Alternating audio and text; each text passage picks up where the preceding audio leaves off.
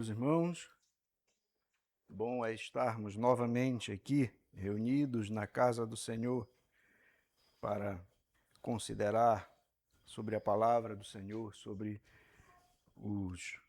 a vontade revelada do Senhor. Nós vamos orar e depois nós vamos ler o texto de Deuteronômio, capítulo 34, último capítulo do livro de Deuteronômio. Senhor, nós louvamos o Teu nome, Pai, e agradecemos, porque estamos mais uma vez reunidos como Teu povo para considerar, para ouvir a Tua palavra sendo lida, ouvir, Senhor, o ensino dela e que ela possa, ó Deus, ser motivo de alegria e de regozijo para nós e que o Senhor nos abençoe, ó Deus, aqui, a fim de que tudo que seja dito, tudo que seja ensinado, de fato corresponda com a Tua vontade, com o Teu querer. Abençoa, Deus, a Tua igreja, abençoa o Teu povo, em especial esse povo aqui, reunido neste momento. É o que nós te suplicamos, com perdão dos pecados, e em nome de Jesus. Amém. Eu vou ler o capítulo 34 do livro de Deuteronômio, os irmãos acompanham na sua Bíblia. Diz assim: Então subiu Moisés das campinas de Moabe ao monte Nebo, ao cimo de Pisga, que está defronte de Jericó, e o Senhor lhe mostrou toda a terra de Gileade até Dan, e todo Naphtali, e a terra de Efraim e Manassés, e toda a terra de Judá até ao mar ocidental, e o Neguebe, e a campina do vale de Jericó, a cidade das palmeiras, até Zoar. Disse-lhe o Senhor: Esta é a terra que, sob juramento, prometi a Abraão, a Isaque e a Jacó, dizendo: A tua descendência a darei, e te faço vê-la com os próprios olhos. Porém, não irás para lá. Assim, morreu ali Moisés, servo do Senhor, na terra de Moabe, segundo a palavra do Senhor.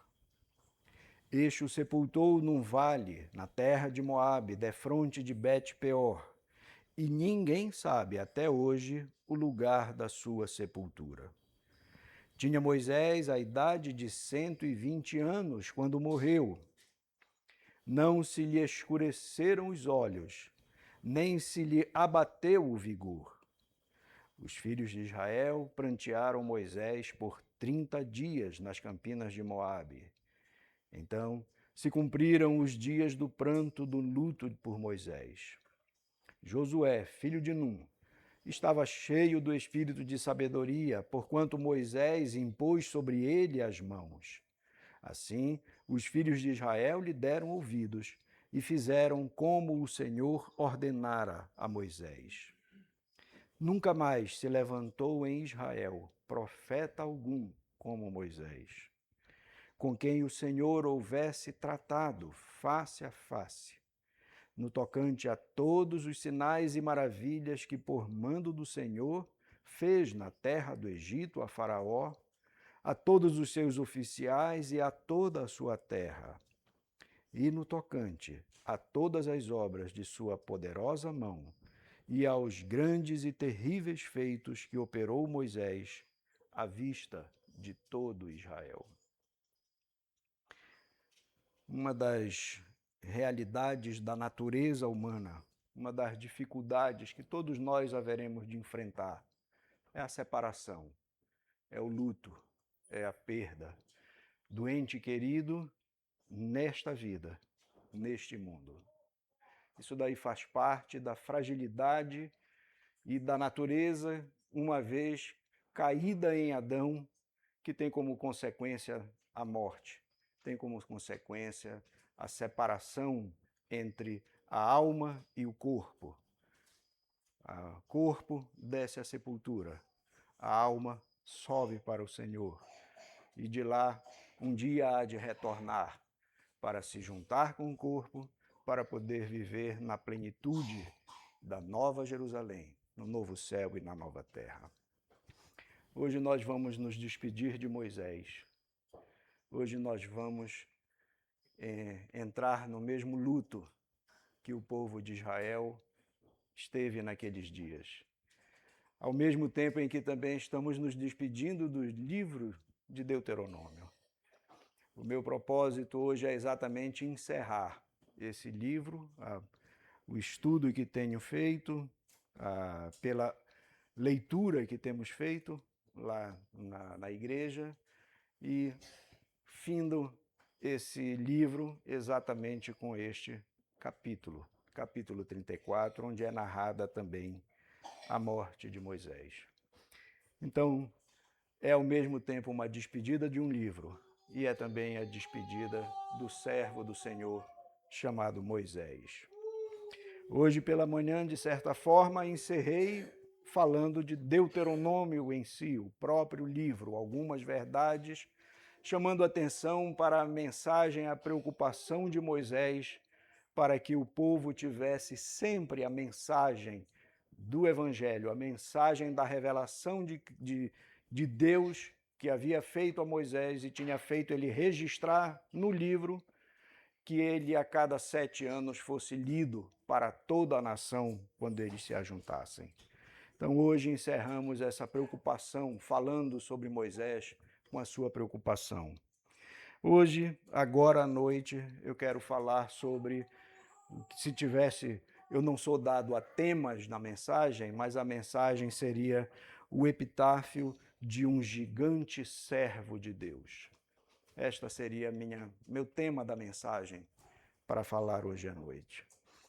A Bíblia nos diz e nos fala que Moisés foi um servo fiel na casa do Senhor. Como nos revela também a carta aos Hebreus, capítulo 3, verso 5, que diz: E Moisés era fiel em toda a casa de Deus como servo para testemunho das coisas que haviam de ser anunciadas.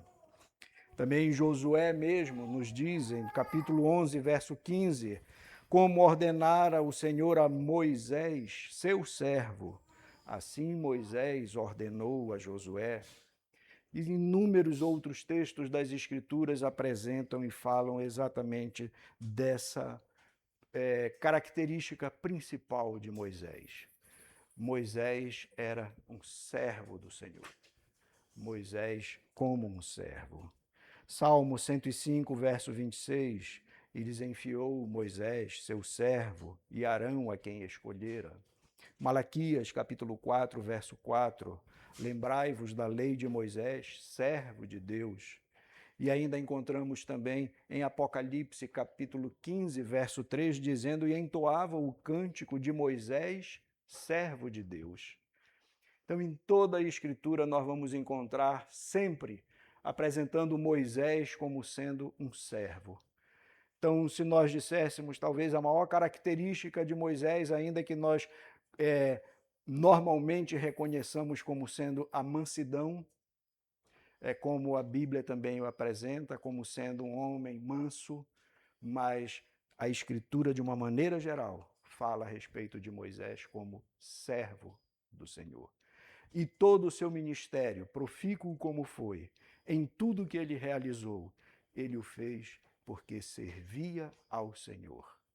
Nada do que ele fez estava na sua capacidade, nada do que foi feito estava nos seus braços, nada do que ele fez era obra da sua engenhosidade, da sua mente ou da sua autoridade pessoal, mas era porque ele servia a um Deus que assim determinava e assim fazia se cumprir as coisas. Sabemos que a vida de Moisés, apenas introduzindo ainda essas questões, sabendo que a vida de Moisés praticamente se resume nesses 120 anos em 3 períodos de 40 anos. Nos primeiros 40 anos, ele era filho da filha de Faraó. Esteve ali protegido, salvo nas águas, né, daquelas que da própria filha de Faraó, que vendo aquele bebezinho num barco de junco, então toma e pega e salva Moisés das águas. E o seu nome tem esse significado. E depois desse período, passa 40 anos, aprendendo tudo aquilo que era ensinado dentro da casa de Faraó, no Egito, por 40 anos.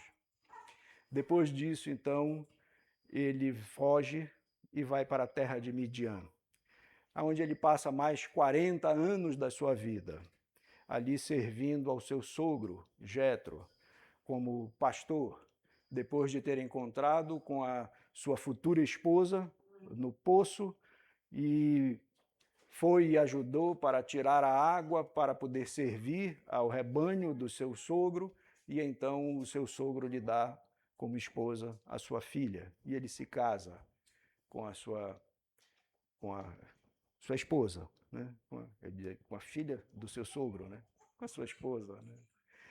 E assim ele passa mais esses 40 anos, até que então ali o Senhor aparece a ele no monte, aonde aparece numa sarça, né, numa murta, numa pequena árvore, como queimando como fogo, mas que na realidade não se consumia. O fogo presente, porém, aquela árvore não se queimava.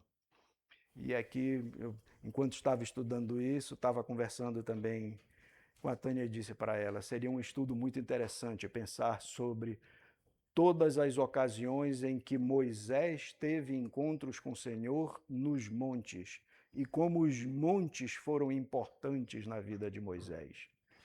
São diversos montes. Aqui nós vamos considerar este inicialmente e depois nós vamos considerar o último monte, que é exatamente onde ele morre, em Pisga. Mas então, ali naquele monte, o Senhor aparece a ele diante de uma sarça, como uma sarça ardente que não se consumia, e ali então ele conversa com o Senhor face a face. O Senhor se apresenta a ele.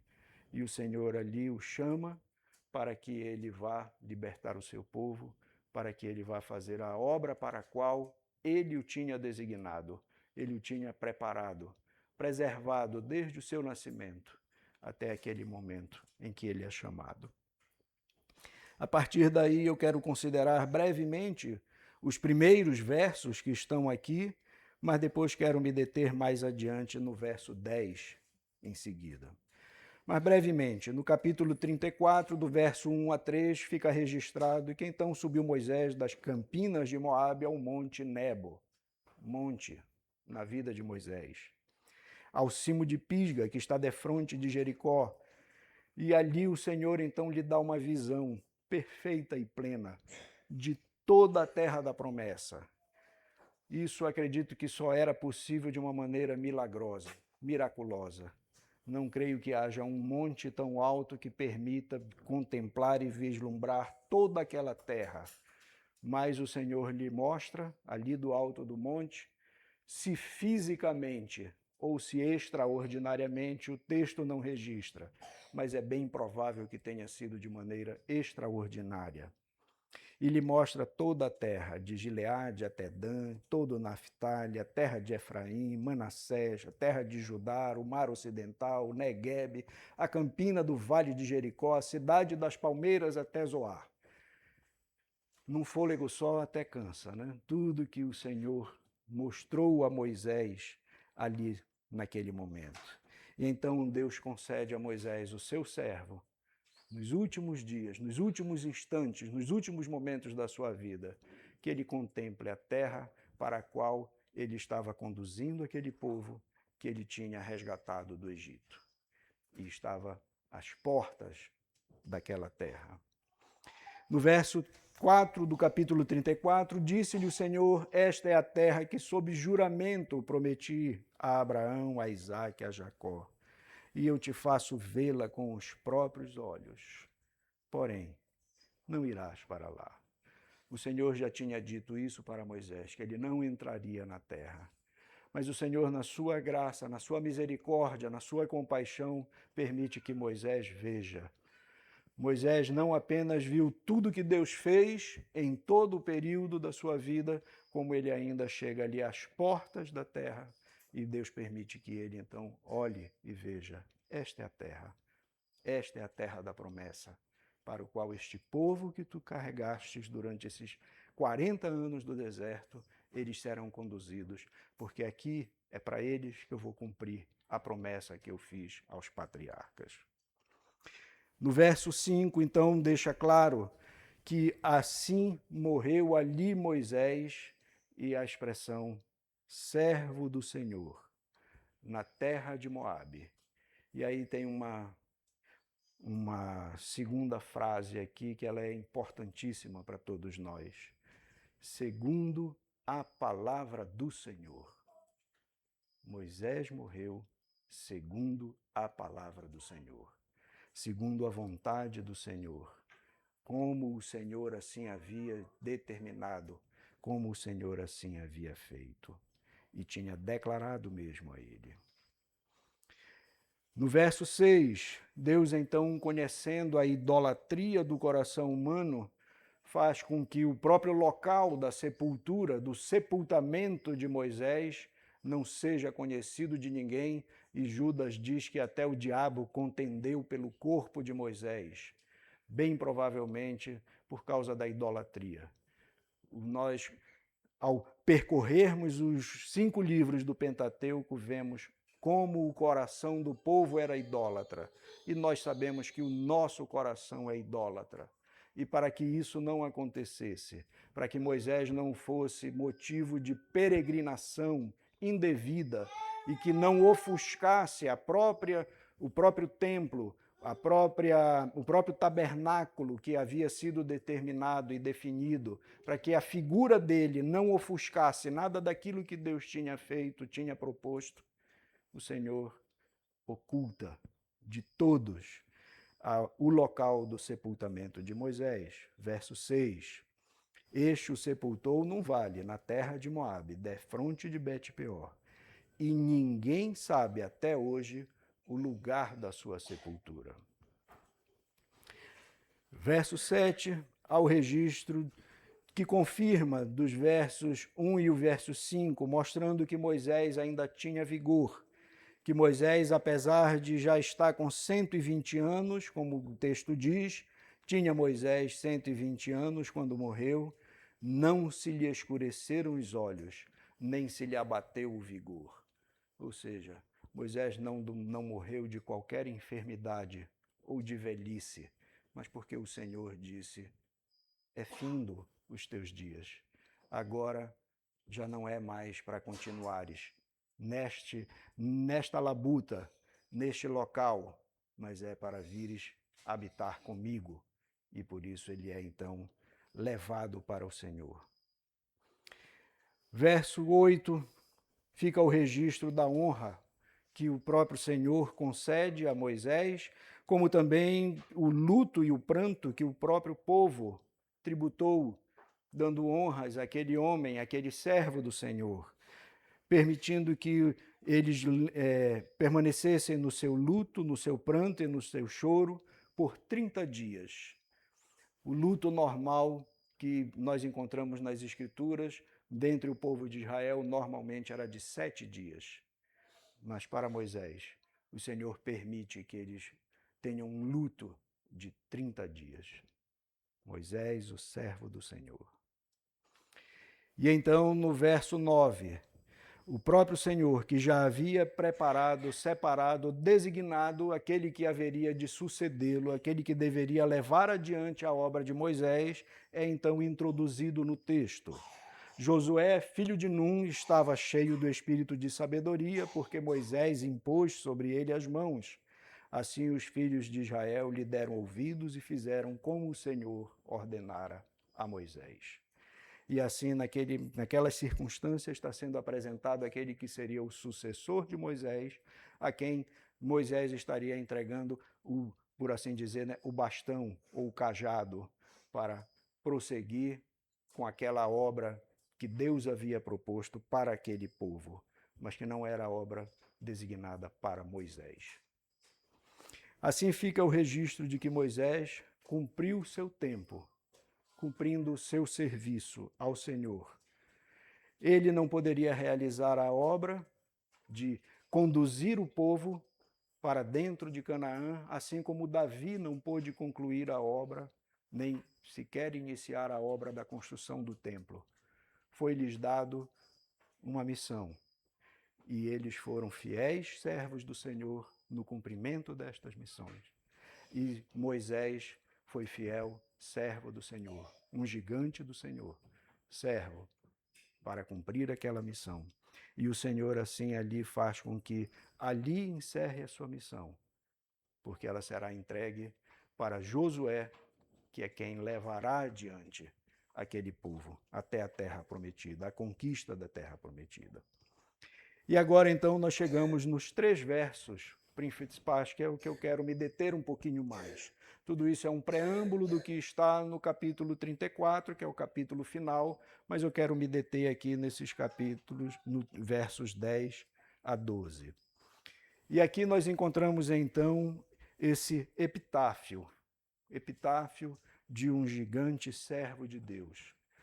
E aqui não é um epitáfio escrito por mãos humanas, mas é um epitáfio escrito segundo inspiração divina, preservado nas Escrituras a respeito deste servo do Senhor.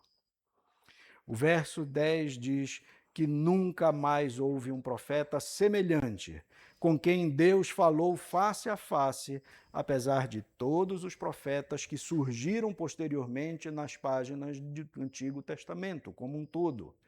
E o testemunho que é registrado neste verso é: nunca mais se levantou em Israel profeta algum como Moisés, com quem o Senhor houvesse tratado face a face.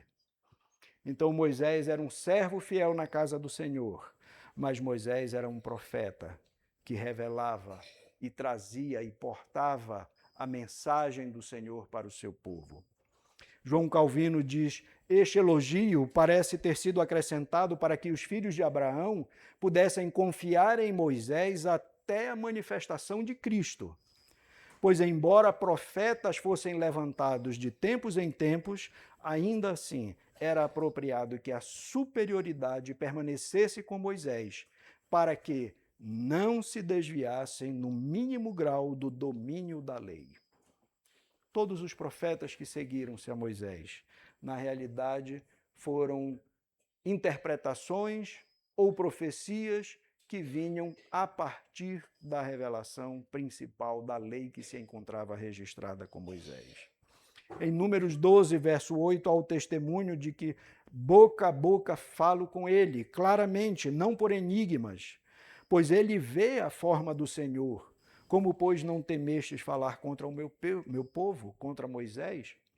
Também Êxodo, capítulo 3, verso 4, vendo o Senhor que ele se voltava para ver, Deus, no meio da sarça, o chamou e disse: Moisés, Moisés. Ele respondeu: eis-me aqui. Êxodo 31, verso 18, e tendo acabado de falar com ele no Monte Sinai, depois de presenciar tudo aquilo que espantou e assustou a todo o povo hebreu que estava no sopé do monte, no sopé do morro, no entanto, Moisés falava com o Senhor e o Senhor lhe deu as tábuas dos testemunhos. E não há nenhum registro de um espanto, algo que tenha feito com que Moisés, como os outros profetas demais, praticamente desmaiavam e choravam, lamentavam, mas com o Senhor havia uma aproximação, havia uma intimidade entre Moisés e o Senhor. Não há nenhum registro nesse sentido de algo espantoso sobre esse relacionamento. É sempre um relacionamento quase que amistoso de um filho com um pai, de um pai com um filho. E ele então apresenta essas características. Matthew Henry, falando sobre isso, diz: ele viu mais da glória de Deus do que qualquer outro. Tinha acesso mais livre e frequente a Deus, que não lhe falava em sonhos ou visões, mas quando estava acordado e diante dos querubins. Outros profetas, quando Deus aparecia e falava com eles, eram tomados de terror. E aí ele cita aqui Daniel capítulo 10 e Daniel capítulo 7. Mas Moisés, sempre que recebia uma revelação divina, preservava sua tranquilidade diante do Todo-Poderoso, do Senhor dos céus e da terra. Como pode isso acontecer? Só mesmo pela bondade do Senhor, que lá ainda diante da sarça, no momento da sarça, Deus diz, ele pede para ver e o Senhor diz para ele, não, eu não vou poder te mostrar toda a minha bondade, porque ninguém vai poder aguentar, ninguém sobreviverá a isso, mas eu vou te mostrar um pouquinho só. E parece que Deus, desde ali, se apresenta para Moisés dessa forma, apesar de com profecias duras, com palavras duras, até mesmo para ele, mas para os outros, para os seus irmãos, como também para o povo. Mas parece que sempre é no relacionamento de Moisés como filho e Deus como pai. Não havia aquele terror diante da majestade do Senhor. Mas neste momento também, ainda em Deuteronômio, Moisés fala a respeito de um profeta que haveria de vir, que seria maior que ele. Moisés é relatado aqui como sendo um profeta, como nunca mais houve. Mas ao Senhor aprove revelar a Moisés para que ele mesmo soubesse que viria um profeta maior do que ele e que certamente nós sabemos quem é. Deuteronômio capítulo 18, versos 18 e 19 diz: suscitar-lhe-eis um profeta do meio de seus irmãos, semelhante a ti, em cuja boca porei as minhas palavras, e ele falará tudo o que eu lhe ordenar. De todo aquele que não ouvir as minhas palavras, que ele falar em meu nome, disso lhe pedirei contas. E Atos, falando a respeito desse texto de Moisés, em Atos, capítulo 3, versos 22 e 23, diz: disse na verdade Moisés, o Senhor Deus vos suscitará dentre vossos irmãos um profeta semelhante a mim. A ele ouvireis em tudo que vos disser. Acontecerá que toda alma que não ouvir esse profeta será exterminada do meio de Israel.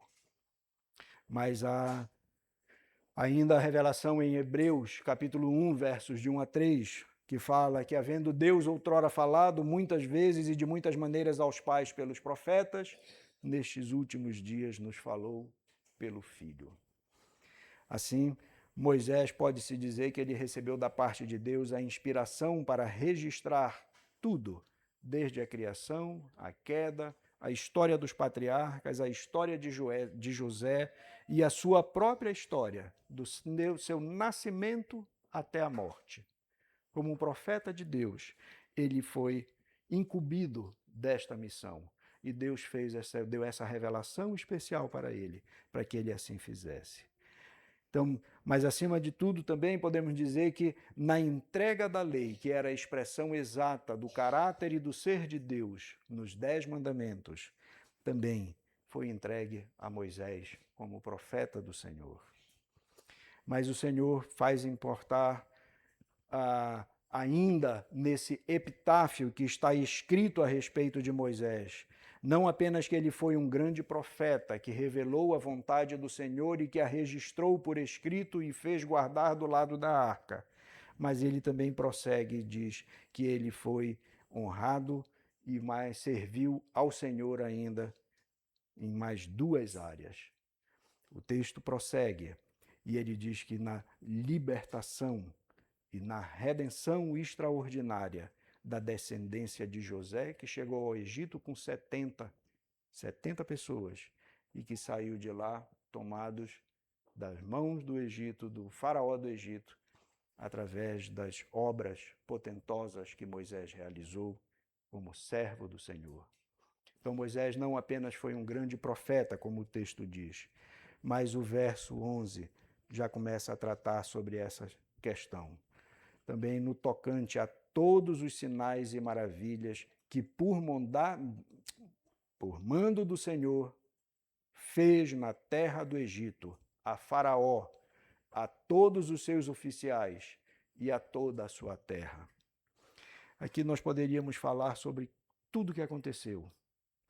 Poderíamos falar sobre toda aquela jornada em que Moisés se apresenta diante do faraó para poder levando o seu cajado com Arão, e ele então faz aquele cajado se transformar em cobras, em serpentes, e aí os magos do Egito fazem igual, porém essas que eram de Moisés acabam devorando aquelas que eram dos magos, como também nós podemos falar sobre todas as outras 10 pragas ali evidenciadas, que o Senhor, através de Moisés, foi realizando, foi declarando para o Egito, para o faraó e para todo o povo do Egito, o que iria acontecer, e todas as pragas, sejam elas desde as águas transformadas em sangue, as rãs, os piolhos, as moscas, as pestes, as úlceras, até mesmo aquela grande sinal, que seria a 10ª e última praga,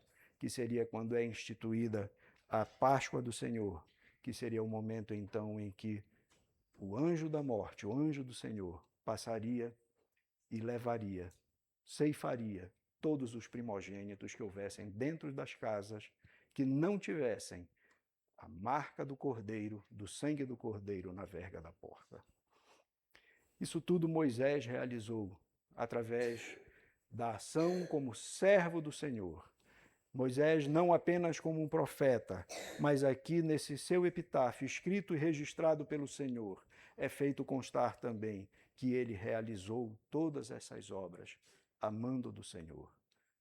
Foi um grande profeta e foi um operador desses milagres e desses potentos, porque o Senhor assim o registrou e nos faz lembrar nestes últimos versículos que constam no livro de Deuteronômio. A Páscoa é instituída em Êxodo 12. Quando os vossos filhos vos perguntarem que rito é esse, respondereis, é o sacrifício da Páscoa ao Senhor, que passou por cima das casas dos filhos de Israel no Egito, quando feriu os egípcios e livrou as nossas casas. Então o povo se inclinou e adorou, e foram os filhos de Israel e fizeram isso. Como o Senhor ordenara a Moisés e a Arão, assim fizeram. Tudo que ali foi feito e tudo que está sendo lembrado aqui num pequeno versículo, nessas poucas palavras, está registrado por Moisés no livro de Êxodo, que nós não consideramos aqui, mas acredito que seja do conhecimento de todos nós, né? Grande parte.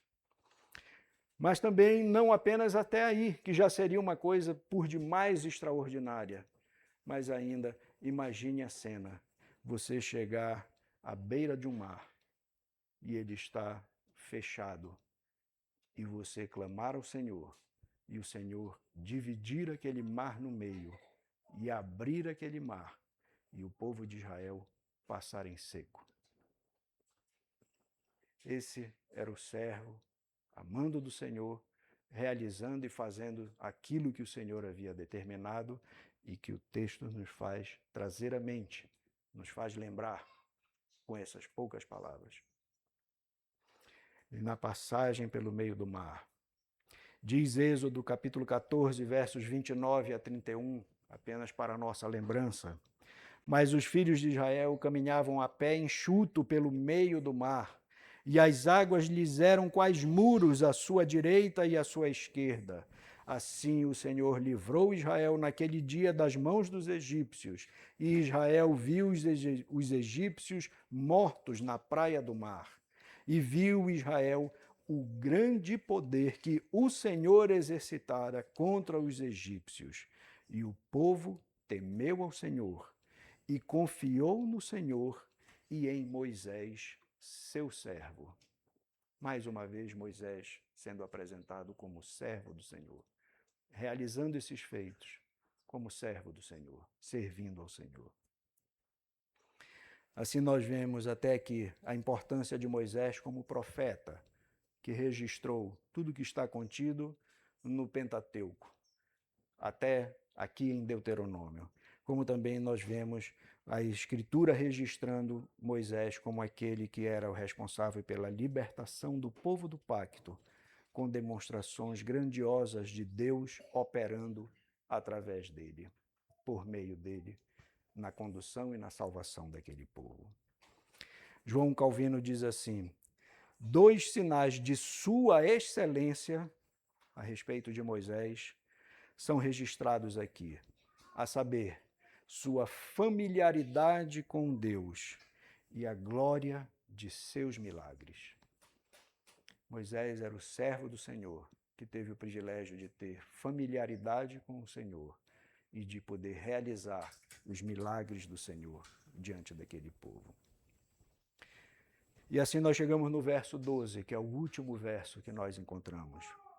O verso 12 já fala sobre a outra etapa na vida de Moisés aqui, dentro desses 40 anos como libertador. E no tocante a todas as obras de sua poderosa mão e aos grandes e terríveis feitos que operou Moisés à vista de todo Israel. Dá a entender que aqui o autor, ao registrar, já está falando sobre o período no deserto. Já não é mais apenas aquela missão, quando a gente diz apenas parece tão pequena, né? Mas a missão de retirar o povo dali de Faraó. Mas agora é o Senhor, utilizando Moisés na condução do seu povo, fazendo com que ele seja peregrino no meio do deserto, preservando o seu povo, conduzindo o seu povo. E durante o deserto, o Deus se revelando a Moisés e Moisés cumprindo com a sua função também de profeta e sua função também de servo do Senhor, servindo ao Senhor, conduzindo, guardando e ensinando aquele povo, peregrinando pelo deserto. A partir desse outra etapa desse ministério de Moisés, nós vamos encontrar as águas amargas sendo transformadas em doce. Milagres à vista daquele povo. Nós vemos então Deus mandando maná e codornizes em Êxodo 16. Vemos a água da rocha em Refidim, Êxodo 17. Na entrega da lei, e Moisés sendo o mediador entre Deus e o povo, em Êxodo capítulo 20. Também Deus manda fazer em detalhes precisos o tabernáculo, Êxodo 25. Em cada um desses momentos, Deus está utilizando Moisés, seja na sua revelação, seja na realização desses potentos, desses milagres, dessas atividades todas. E aí, já do conhecimento desses que estavam ali naqueles últimos dias, que ele então seria a vitória sobre Seom e Og, rei dos amorreus e rei de Bazã. Eles contemplaram, eles viram, e eles receberam de Moisés essa orientação, que eles deveriam guerrear, que ali estaria já a porta da terra prometida, e eles seriam vencedores sobre aquelas duas nações. E eles guerrearam, e eles assim venceram. E toda a oportunidade, toda a situação que é descrita sobre o próprio acampamento que peregrinava pelo deserto e como era a organização, sobre o tabernáculo no centro e as tribos à volta, em cada uma dessas situações nós vamos encontrar Moisés recebendo a oração de Deus, a orientação de Deus, perdão, e repassando e ensinando para o povo e realizando obras que preservam, guardam e ensinam aquele povo, transformando aquele povo de escravos em uma nação para o seu Deus.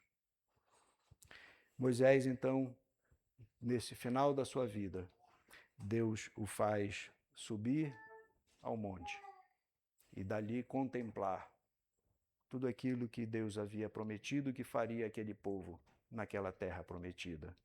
Mas ele fala e deixa claro, registrado aqui nesses 3 últimos versos, que Moisés era de fato um gigante servo do Senhor, executando tudo aquilo que o Senhor havia determinado até o dia, até o momento em que o Senhor tinha definido para Moisés realizar. Nenhuma obra a mais, nenhuma obra a menos. Os dias de Moisés estavam nas mãos do Senhor. E o Senhor, assim como cuidou do povo, as sandálias nem as vestes se desgastaram. A idade de Moisés não se tornou um peso para ele. Ele, com 120 anos, subiu um monte para poder olhar de lá de cima e ver a terra prometida. Tamanho o vigor com que o Senhor estava preservando o seu servo. Matthew Henry diz que por meio de Moisés, Deus deu a lei, moldou e formou a igreja judaica. Por meio dos outros profetas, ele apenas enviou repreensões, instruções e predições específicas. Então, Matthew Henry enfatiza esse aspecto da singularidade de Moisés, servo do Senhor, e mais especialmente nesse aspecto da revelação do profeta que Moisés era. Completada a sua missão, Moisés, dali em diante, a posse da terra foi atribuída a seu servo Josué. Um claro tipo de Jesus, sabemos o próprio nome, Josué, também é o mesmo nome, Jesus, e que indica que a missão de Moisés era incompleta, imperfeita. Ele tinha de partilhar o restante dessa missão com outro homem, com um servo seu, que seria levar este povo para conquistar a terra prometida. Mas a Moisés foi dado cumprir tudo aquilo que Deus havia proposto para ele. Assim nós atentamos então, a partir daí, voltamos nossos olhos e vemos então a obra completa de Jesus. Que ali sim nós encontramos não somente aquele que revela a Deus perfeitamente, não é apenas aquele que registra a palavra do Senhor, mas é aquele que revela o próprio Pai, é aquele que verdadeiramente liberta o seu povo dos seus pecados e é aquele que conduz o seu povo à vida eterna e à Canaã celestial. Podemos nos despedir então de Deuteronômio, despedindo de Moisés. E eu quero trazer aqui 3 lições ou aplicações gerais para nós a respeito da vida de Moisés e deste exemplo final que nós encontramos aqui. Primeiro é que Deus, de fato, aqui está autorizando que a igreja do Senhor honre aos seus servos, que servem fielmente a si, servem fielmente ao Senhor, servindo a igreja. Deus está permitindo que o povo chore por 30 dias por Moisés. E Deus está fazendo registrar todos os feitos de Moisés para que eles não se esquecessem do grande profeta, do grande libertador e do grande guardador e ensinador que foi Moisés para com aquela nação. Então aqui nós encontramos uma autorização da parte do Senhor para que Moisés fosse honrado, para que Moisés fosse reconhecido como seu grande servo, verdadeiro e fiel. E Hebreus capítulo 13, verso 7, deixa isso mais claro ainda para nós ao dizer: lembrai-vos dos vossos guias, os quais vos pregaram a palavra de Deus, e, considerando atentamente o fim da sua vida, fazei uma coisa, imitai a fé que tiveram. Ao olhar para os servos do Senhor, possamos olhar para eles, olhando para Moisés, e buscar imitar a fé que ele teve, sabendo a quem ele estava servindo. Como o Senhor fez ao ocultar o corpo de Moisés, não para a idolatria, mas como exemplo, como exemplos a serem seguidos, como exemplos a serem admirados e honrados devidamente. A quem honra, honra, diz a palavra do Senhor. Podemos errar em um dos dois lados. Podemos, por um lado, exagerar e partir para algo semelhante à idolatria, mas também podemos errar em desprezar e não atentar e não honrar aqueles que merecem honra da nossa parte. E que o Senhor nos ajude a ter o discernimento correto para saber honrar da maneira correta aqueles que o Senhor tem chamado para o seu serviço e que tem cumprido com o serviço como o Senhor tem proposto. Quanto à morte de Moisés, também podemos observar que Deus conservou a sua vida até ele completar a sua obra. Moisés viveu tantos dias quanto o Senhor havia destinado para ele. Nem um dia mais, nem um dia menos. E ele foi preservado com vida até que ele executasse tudo aquilo que Deus havia planejado para ele, tudo aquilo que Deus havia proposto para ele. Que segurança para nós, que descanso nós podemos ter ao saber que as nossas vidas, as vidas dos nossos entes queridos, estão nas mãos do Senhor e que eles só serão levados de nós no momento que o Senhor disser: venha para mim. No momento que o Senhor os chamar para si, para o seio de Abraão. Que privilégio nós podemos saber isso hoje, antes que tenhamos perdas maiores até, antes que soframos outras perdas, e que isso possa também nos acalentar o coração e nos dar a tranquilidade, a paz e a alegria descansando no Senhor, sabendo que o Senhor é quem está guardando os seus. Tem um versículo para mim que é precioso, que está em Eclesiastes, capítulo 8, versos 5 a 8. Diz assim: quem guarda o mandamento não experimenta nenhum mal.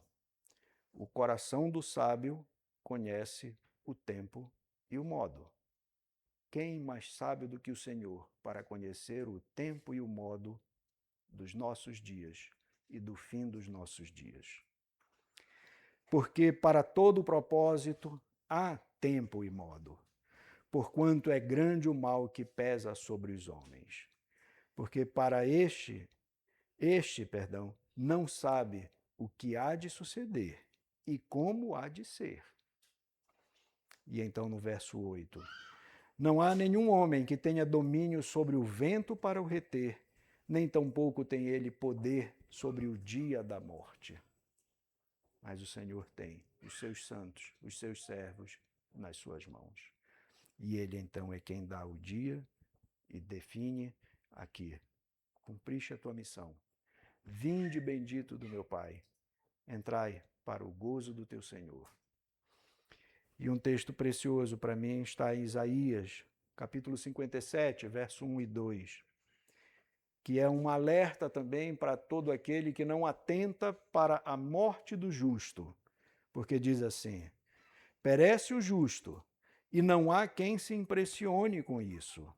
E os homens piedosos são arrebatados sem que alguém considere nesse fato. E aí esse texto vai mais adiante, que é bastante consolador, e ele diz: pois o justo é levado antes que venha o mal, e entra na paz.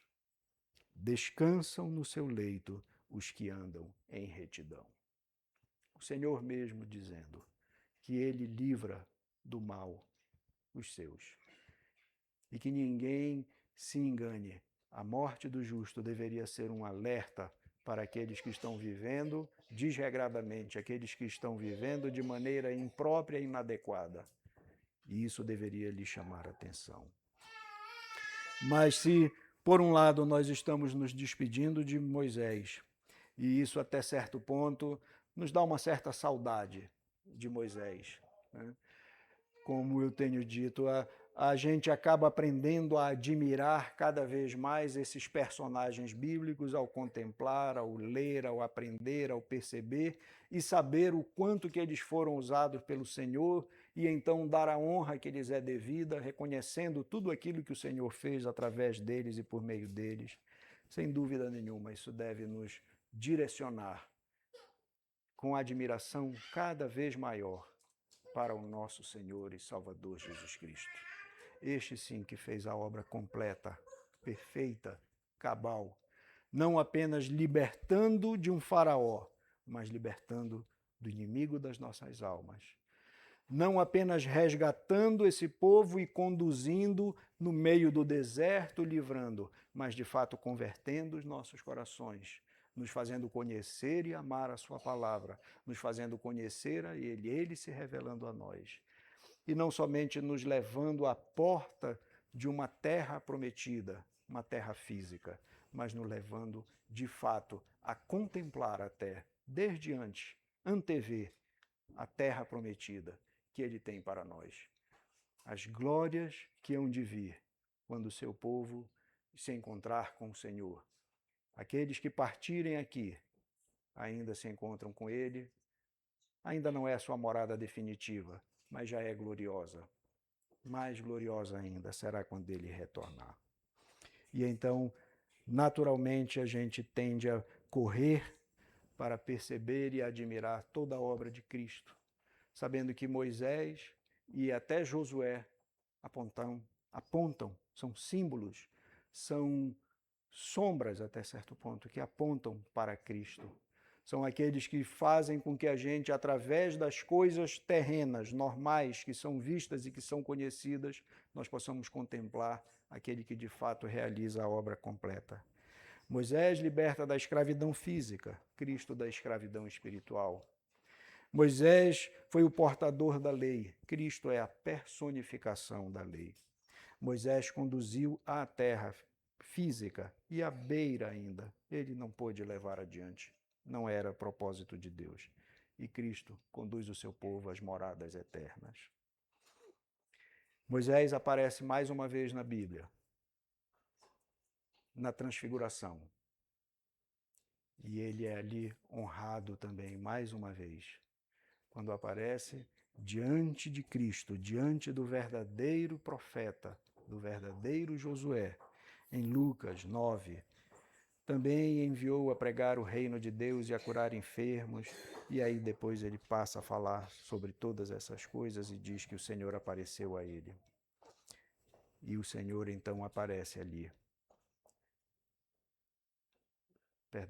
Moisés aparece ali, diante de Cristo, Moisés e Elias, diante do Senhor Jesus Cristo. E ali então já não é mais Moisés profetizando a respeito do Messias que havia de vir, do profeta que havia de vir, mas é o próprio Senhor, ali naquele momento, fazendo ouvir a sua voz e dizendo: este é o meu filho amado, a ele ouvi. Finalizando, meus irmãos, Moisés, como fiel servo sobre a casa de Deus, morreu e teve sua obra concluída por Josué, porque ele não poderia fazê-la completa. Cristo, como filho, morreu para concluir a sua obra com a ressurreição, ascensão e retorno em glória. A nossa admiração por Moisés nos faça olhar e admirar cada vez mais a Cristo, o nosso verdadeiro Moisés, nosso verdadeiro Josué, nosso verdadeiro profeta. Antes de finalizado já aqui, aí eu quero só fazer uma observação, que a partir daí eu pensava em ler Josué agora. Mas depois de ter sido direcionado a Cristo Senhor, eu creio que nós vamos passar a ler João. É bem provável. Para que nós possamos olhar, conhecer a Cristo, relembrar quem é o nosso Senhor, Criador dos céus e da terra, aquele que fez todas as coisas como mostra João. Não apenas, é triste quando eu uso essa expressão, não apenas, me perdoe, meus irmãos, porque parece que eu estou minimizando, mas não estou minimizando, né? Mas a história de Cristo relatada nos evangelhos sinópticos é uma coisa, mas em João nós vamos conhecer um pouco mais sobre Cristo mesmo, né?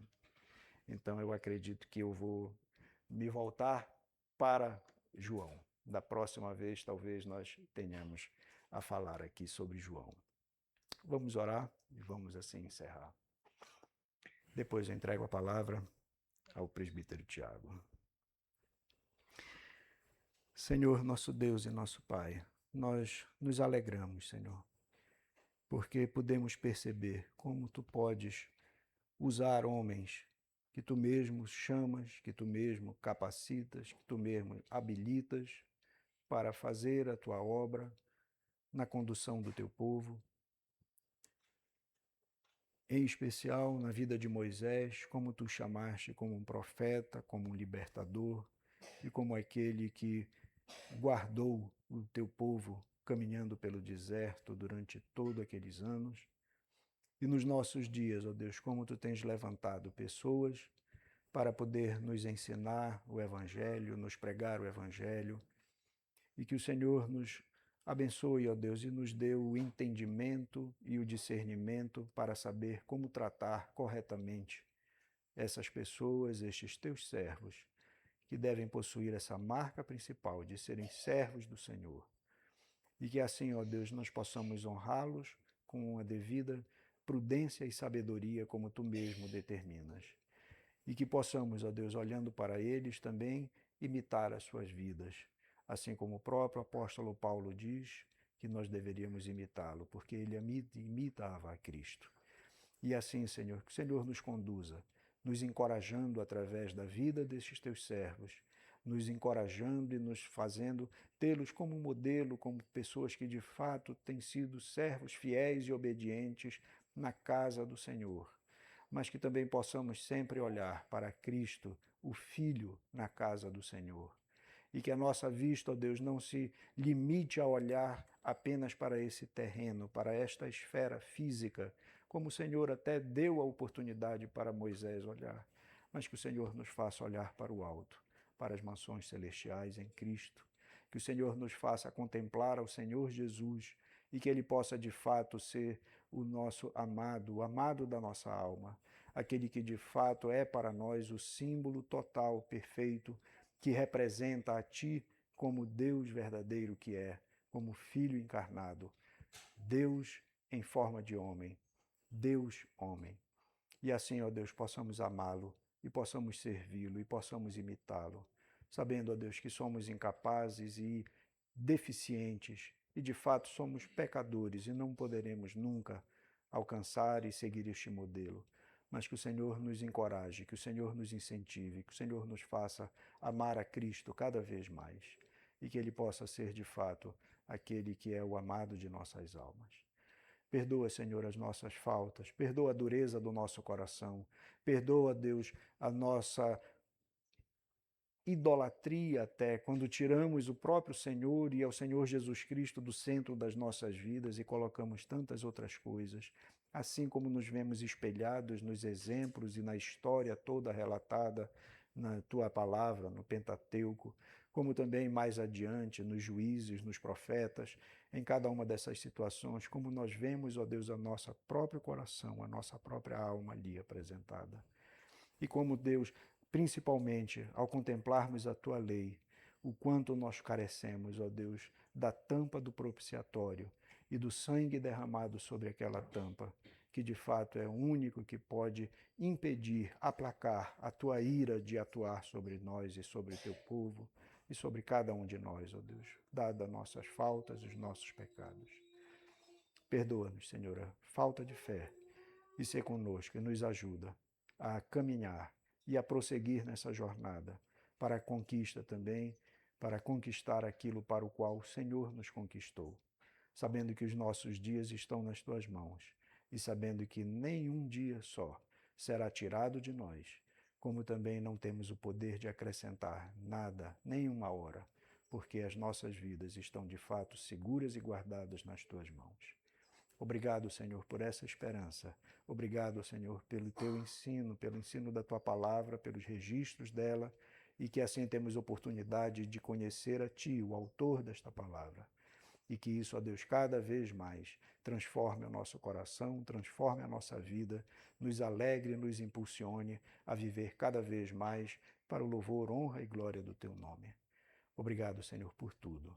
Nós oramos mais uma vez e te agradecemos por tudo isso, no nome de Cristo Jesus, o nosso Senhor. Amém.